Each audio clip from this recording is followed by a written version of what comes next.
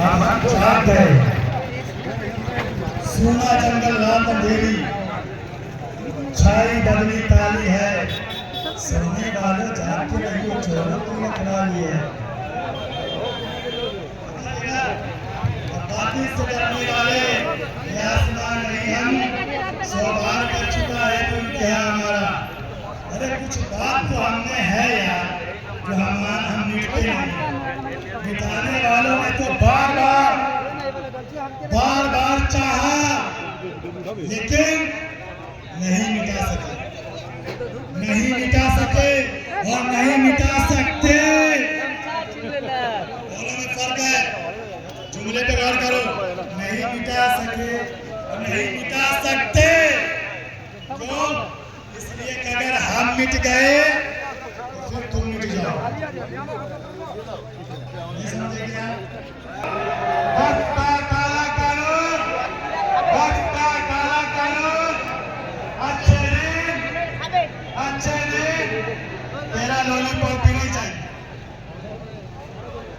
ठीक है, अब हमें अगर मिटा दोगे, हम मिट जाएंगे, तो फिर तुम कैसे मिटोगे? सुनो, ईमानदारी से सुनना, कान खोल के सुनना।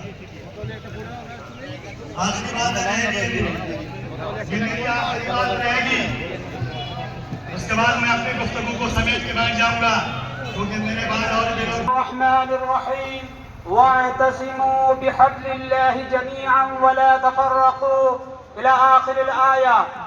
वक़ाल रसूलुल्लाह सल्लल्लाहु अलैहि वसल्लम इज़ा मातल इंसानु यनक़तअ अमलुहु इल्ला बिथलाथ सदक़तुन जारिया, इल्मुन यंतफ़अ, वलदुन सालिह फदऊहु लहु।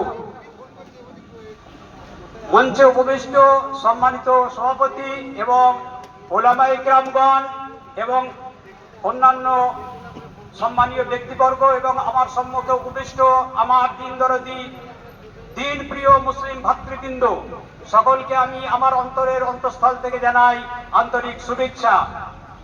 আজকে যে আমরা এখানে জামায়াত হয়েছি, তার মূল লক্ষ্য উদ্দেশ্যটা কি, মূল বস্তুটা কি, সেই সম্পর্কে দু চারটি কথা আপনাদের সকলে মিলে সমস্ত ভেদাভেদ ভুলে গিয়ে আল্লাহ রাব্বুল আলামিনের একটি আয়াত সূরা আলে ইমরানের ওয়া'তাসিমু বিহাবলিল্লাহি জামিআন ওয়া লা তাফাররাকু, সমস্ত ভেদাভেদ ভুলে গিয়ে আল্লাহর রহমতকে মজবুতির সাথে আঁকড়ে ধরি এবং আমরা তাহলে কি করব না, ফিরকায় টুকরে পাবো না। আমরা তাওহীদ পরিচালনা, আমাদের কালিমা হচ্ছে লা ইলাহা ইল্লাল্লাহ, নাই কোনো সত্য উপাস্য আল্লাহ ছাড়া। সেই আমরা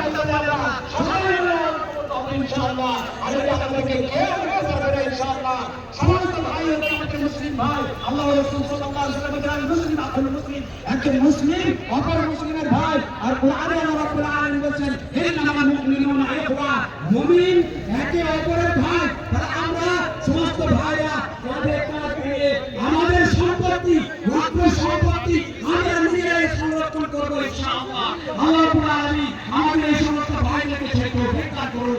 আল্লাহ রাব্বুল আলামিনকে দোয়া করুন, রাব্বুল আলামিন আমাদের সবাইকে ঐক্যবদ্ধ হওয়ার তৌফিক দান করুন। সাল্লাল্লাহু আলাইহি মুহাম্মদ ওয়া আলা আলিহি ওয়া আসহাবিহি আজমাইন। আসসালামু আলাইকুম ওয়া রাহমাতুল্লাহি ওয়া বারাকাতুহু।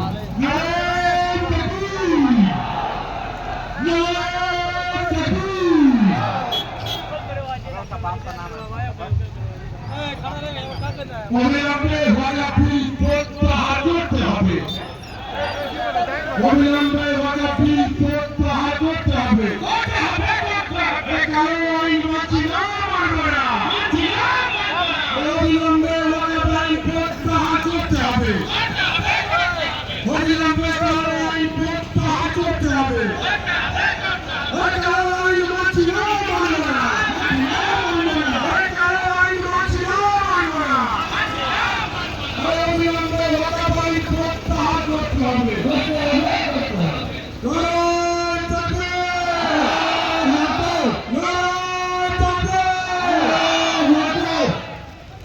ধন্যবাদ আমাদের অত্যন্ত সুরক্ষা গোলাপ মালিক সাহেব তার বক্তব্য রেখেছেন।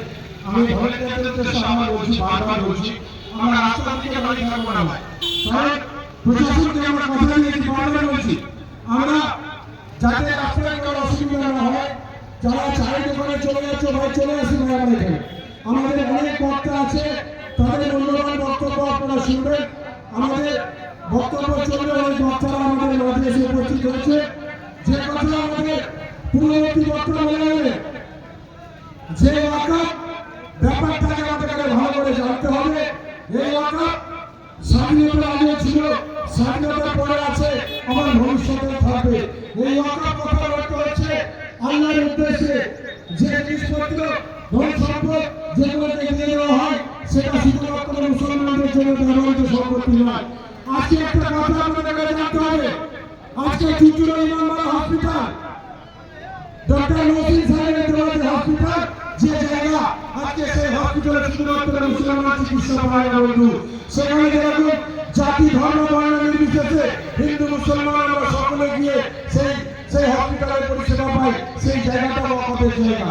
আজকে যদি কেন্দ্র সরকার নিয়ম করে বলে যে সেই চুচুড়ার সেই জায়গাটা আমাদের এখানে দিয়ে দিতে হবে, সেই জায়গাটা আমরা নিয়ে নেব, আমরা সেটা কি দেবো বন্ধু?